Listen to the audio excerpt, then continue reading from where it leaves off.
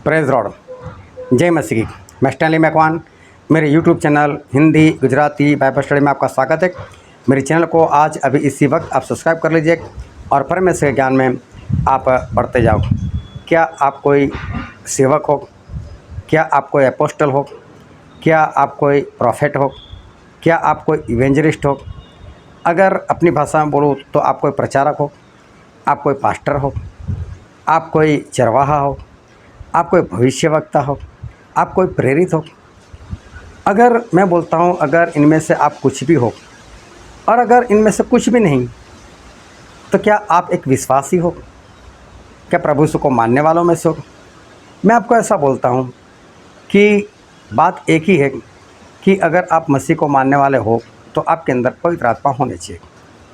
मैं बोलता हूँ क्या आपके अंदर पवित्र आत्मा है? और पवित्र आत्मा है आपके अंदर, आप उसका पता कैसे लगाओगे? पौलुस ऐसा कहते हैं कि खुद की परीक्षा करो और अपने अंदर झांक कर देखो कि आपके अंदर यीशु है, आपके अंदर विश्वास है। और मैं आज आपको एक बात कहना चाहता हूँ, आपके पास पवित्र आत्मा नहीं रहे, आपके अंदर पवित्र आत्मा नहीं, आपके अंदर विश्वास वाली बात नहीं। एक ज़माना था जब आपके अंदर पवित्र आत्मा थे, एक ज़माना था जब आप पवित्र आत्मा से चलते थे, एक ज़माना था जब आप परमेश्वर की आज्ञा मानते थे, एक ज़माना था जब आप प्रार्थना करते थे, एक ज़माना था जब आत्मा और सच्चाई से आप परमेश्वर की आराधना करते थे। लेकिन मैं बोलता हूँ आज इनमें से कोई भी बात आज आपके जीवन में नहीं रही। लेकिन फिर भी आप एक धोखे में हो, एक ऐसे धोखे में कि आपको ऐसा लगता है मैं अभी भी सही हूँ, जबकि आप सही नहीं हो। आप आज्ञा नहीं मानते, फिर भी आपको ऐसा लगता है कि मैं आज्ञा मानता हूँ। शैतान ने आपको ऐसे बहका दिया है, शैतान ने आपकी आंखें इस तरह से बंद कर रखी है कि वो आपके अच्छे काम आपको दिखा रही है, आप कुछ अच्छा करते हो वो दिखा रही है, लेकिन आप जो गलत कर रहे हो, जो आज्ञा नहीं मानते, वो बात आपको अपने दिमाग में नहीं बैठने देता। दाऊद राजा ने भी गुनाह किया था, दाऊद राजा ने भी पाप किया था। बच्चा हो गया तब तक नहीं पता चला कि मैं व्यभिचार कर रहा हूँ। आखिर में परमेश्वर ने अपने एक दास को भेजना पड़ा, तब उसको पता चला कि मैं तो व्यभिचार कर कर क्या, मैं तो मर्डर कर कर भी बैठा हूँ।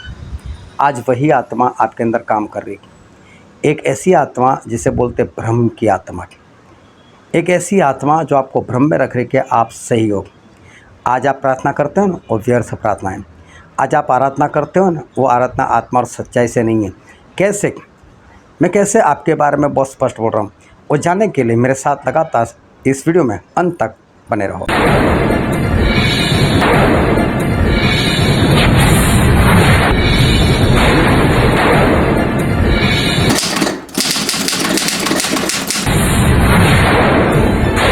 अगर आप कोई पास्टर हो, प्रचारक हो, एपोस्टल हो, भविष्यवक्ता हो, जो भी हो, आपके पास चाहे छोटा या बड़ा एक झुंड है और आप आपके झुंड को, मतलब जो विश्वासी लोग आपके चर्च में आते हैं या चाहे आपके पास चर्च ना भी हो, आप कहीं पर भी संगति करते हो और आपके साथ वो जुड़े हुए हैं और आपने उनके ऊपर ऐसा दबाव डालकर रखा है, मुझे पूछे बिना काम मत करो, कुछ भी करना है तो मुझे पूछ कर करो, मुझे ओवरटेक मत करो, मुझे बाईपास मत करो और संगति में मत जाओ और पास्टर का मत सुनो।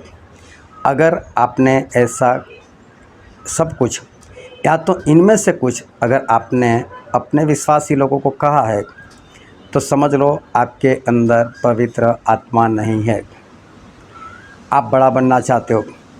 जो चेले लोगों के अंदर था प्रभु यीशु के, वो लोग बातें कर रहे थे, हमें बड़ा कौन, हमें बड़ा कौन मतलब मैं बड़ा। वो बड़ा बनना चाहते थे और फिर प्रभु यीशु ने उनको बोला अगर आप में कोई बड़ा बनना चाहता है, वो दूसरे की सेवा करने वाला बने, दास बने। तो प्रभु यीशु ने ऐसा क्यों कहा? बड़ा कौन बनना चाहता था? शैतान बनना चाहता था। वो ऐसा चाहता था कि मैं परमेश्वर के समान हो जाऊं, मेरा सिंहासन परमेश्वर के समान रखो, लोग मुझे माने। ये तो उसका घमंड था, ये तो वो मानता था। तो बात तो यही है, अगर आप पास्टर हो और आप अपनी कलीसिया में ऐसा दबाव डालकर बैठे हो और आपकी कलीसिया वाले अगर आपसे डरते हैं, तो मैं बोलता हूँ आपके अंदर पवित्र आत्मा नहीं है। और जो विश्वासी लोग हैं, जो ऐसे पास्टर से डरते हैं, तो मैं बोलता हूँ उनमें भी पवित्र आत्मा नहीं। जब अगुए में नहीं तो इनके अंदर कैसे पवित्र आत्मा होंगे? इनके अंदर क्यों नहीं? ये लोग डरते हैं उससे। पास्टर से क्या डरना है? तू कौन होता है हम पर ज़बरदस्ती करने वाला? तू कौन होता है हमें किसको बुलाना, किसकी संगति में जाना, ऐसा बोलने वाला तू कौन होता है? हाँ, वो बोल सकता है उसको, तू रोकने वाला है कौन? जब परमेश्वर ने मूसा का आत्मा लेकर 70 लोगों में बांट दिया, तो 70 लोगों में से किसी के भी पास जाओ, जा सकते हैं, सभी में एक ही आत्मा तो काम कर रही, तो फिर जा सकते हैं, उसमें कौन सी बड़ी बात है। लेकिन नहीं बोले मेरे ही पास आओ, इसका मतलब क्या? और मूसा ने तो बोला भी कि मैं तो चाहता हूँ कि सारे लोग प्रचारक बन जाए, सारे लोग पवित्र आत्मा से भर जाए। उनकी तो इच्छा थी। पौलुस खुद बोलते हैं कि मैंने बीज बोया तो अपोलोस से पानी दिया और परमेश्वर ने उसको बढ़ाया। हम सब मिलकर काम करते, तो उसमें कौन सी बड़ी बात है? मिलकर काम करना चाहिए। दूसरी बात मैं बताता हूँ, अगर आप प्रचारक हो, अगर आप भविष्यवक्ता हो, अगर आप पास्टर हो, अगर आप टीचर हो, जो भी हो, लेकिन आप किसी को तभी याद करते हो जब आपको उसकी ज़रूरत होती है, और तभी आप उसके साथ बातें करते हो, इसका मतलब आप स्वार्थी हो, आप सेल्फिश हो। और सेल्फिश के अंदर जो स्वार्थ होता है, उसके अंदर कभी भी पवित्र आत्मा नहीं रहते। और उसके बाद अगर आप अपनी कलीसिया में या कहीं पर भी अगर नाच कर आराधना करो, कूद कर आराधना करो, ताली बजा कर आराधना करो, आपकी आराधना का कोई फ़ायदा नहीं। मैं तो बोलता हूँ वचन भी पुकारो, लोगों को डराओ, वचन भारी दो, अच्छा वचन दो, लेकिन कोई फ़ायदा नहीं होने वाला, क्योंकि वो तो आप बोल रहे हो, पवित्र आत्मा तो है ही नहीं। क्योंकि आपका काम, आपका चरित्र वो तो कुछ और ही कहता है। प्रभु से ऐसा कहते हैं, अगर हम हमारे पाप कबूल करें तो वो मतलब परमेश्वर हमें हमारे पापों से आज़ाद करते हैं, हमें छुटकारा देते हैं, हमें क्षमा करते हैं। वो हमारे पाप क्षमा करने के लिए विश्वास योग्य परमेश्वर है। लेकिन उसके लिए क्या करना चाहिए? पाप को कबूल करो। समझ लो आपने किसी के विरोध में गुनाह किया, आपने किसी के विरोध में पाप किया।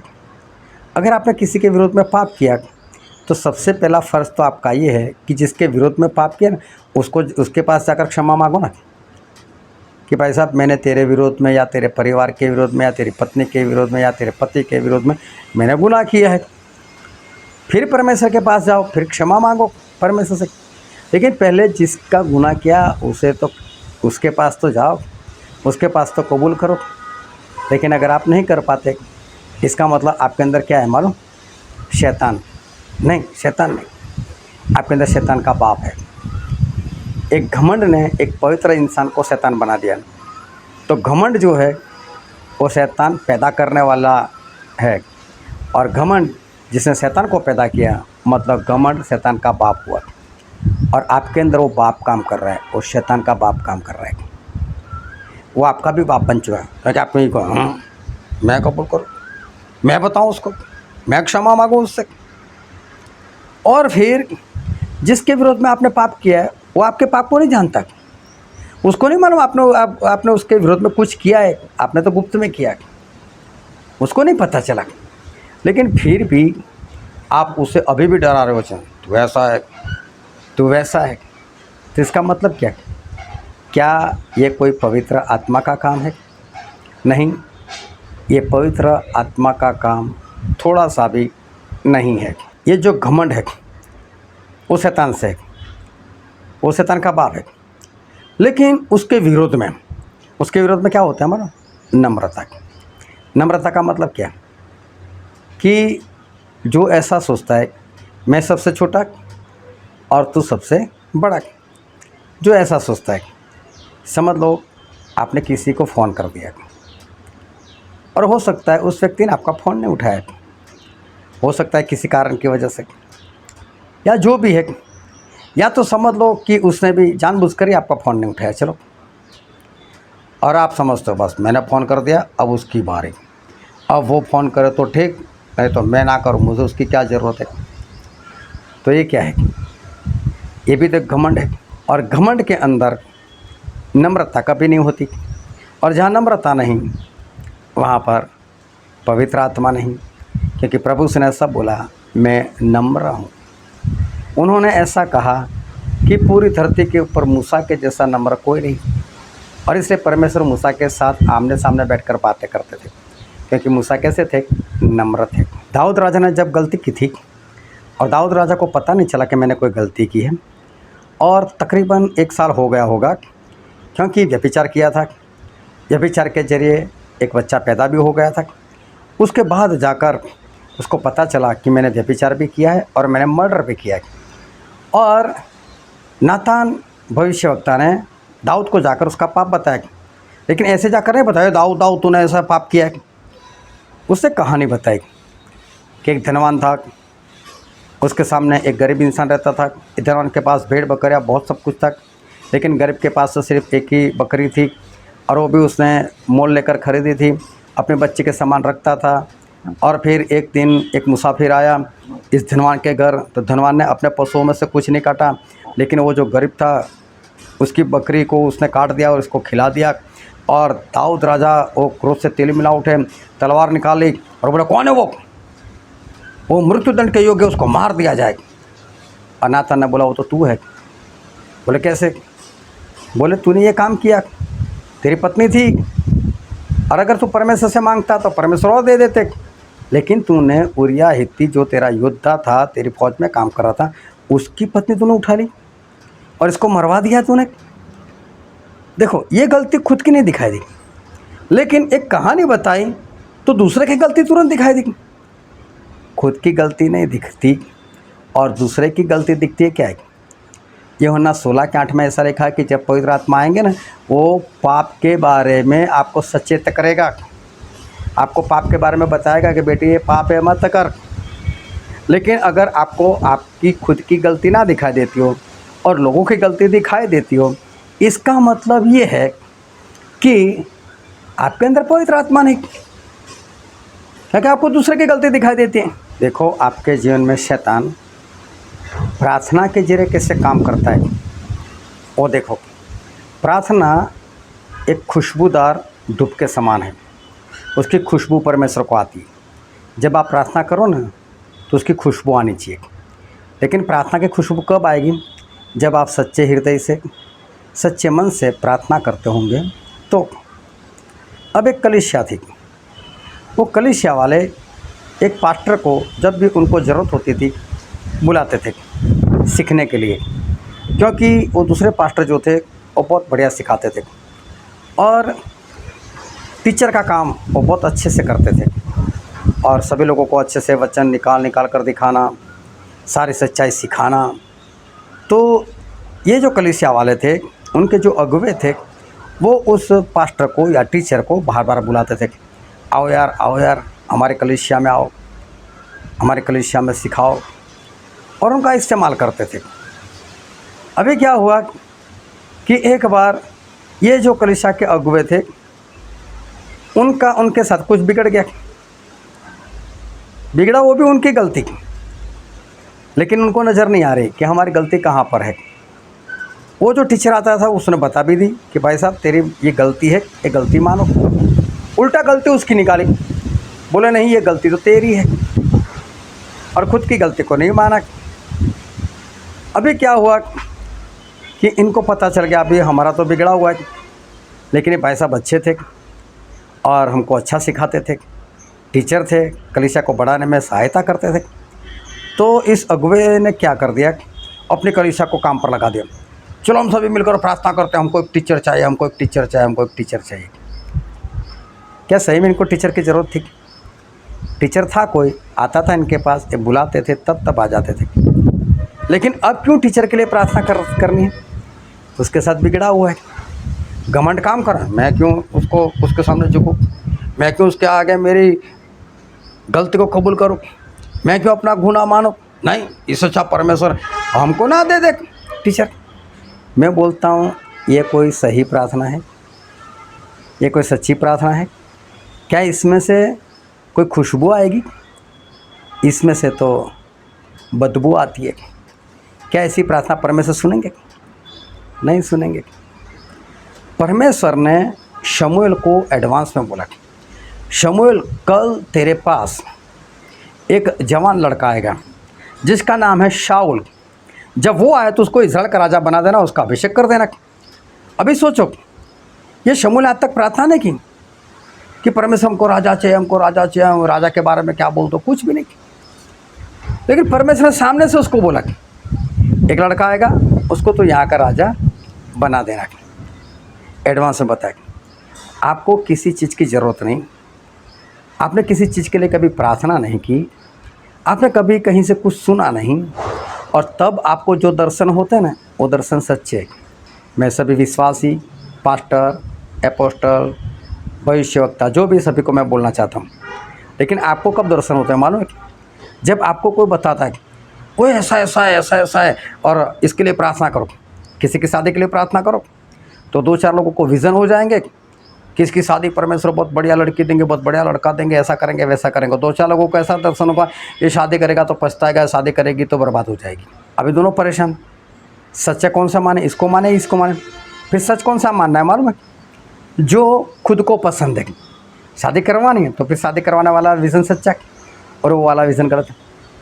जब शादी की बात नहीं है तब विज़न होते हैं ना, तो मैं मानता हूँ वो बात सही है। लेकिन जब आपको कोई विनती देता है, जब आप कोई सब्जेक्ट को लेकर प्रार्थना करने लग जाते हो और तब आप सभी लोगों को विज़न होने लग जाता है, तो आप विश्वासी भी झूठे, आपके अगुए भी झूठे। ये सारी बातें गलत है। वहाँ पर पवित्र आत्मा का काम नहीं दिखाई देता। और इसलिए मैं कहता हूँ पवित्र आत्मा में बने रहो, पवित्र आत्मा में। और ये शैतान ने आपको इस तरह से बना कर रखा है, इस तरह से उलझा कर रखा है, मैं तो पवित्र आत्मा से भरा हूँ, मैं तो पवित्र आत्मा से भरा हूँ। नहीं, वो धनवान मर गया तब तक अपनी अकड़ गर्दन में था, वो बीमार नहीं हुआ था, उसे इस धरती पर कोई दंड नहीं मिला था।